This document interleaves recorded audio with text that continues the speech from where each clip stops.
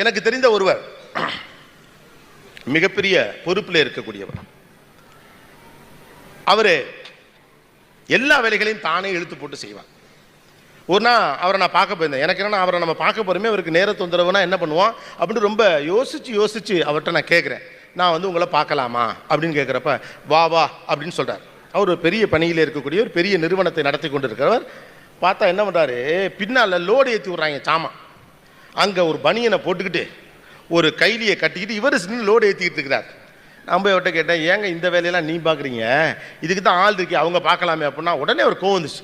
நீங்களாம் இந்த ஜென்ரேஷன், உங்களுக்குலாம் ஹார்ட் ஒர்க்னாவே என்னன்னே தெரியாது, உனக்கெல்லாம் அறிவு இருக்குதா, நீங்களாம் இன்றைக்கி பாருங்கள் எல்லாம் சௌகரியமாக இருக்குன்னே பார்க்குறீங்க அப்படின்னா. ரைட், இருந்தாலும் டென்ஷனில் இருக்காப்பில், இப்போ நம்ம சொன்னால் கேட்க மாட்டாப்பிலான்ட்டு நான் வந்துட்டு வீட்டுக்கு போனோடனே அவருக்கே தோணி இருக்கும் போல் இருக்கு, இவ்வளோ எவனும் திட்டிருக்க மாட்டான், நம்ம திட்டி விட்டோமேனு.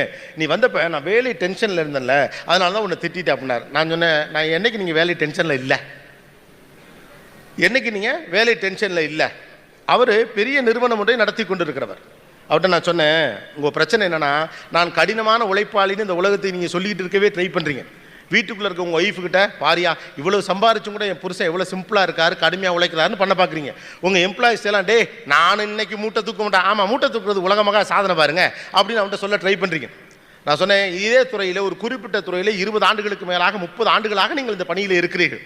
30 ஆண்டுகளாக ஒரு முட்டாள் வேலை பார்த்தால் கூட அவனுக்கு கிடைத்திருக்கக்கூடிய அனுபவத்திலிருந்து மூளைக்கு ஒரு பலம் வந்திருக்கும்.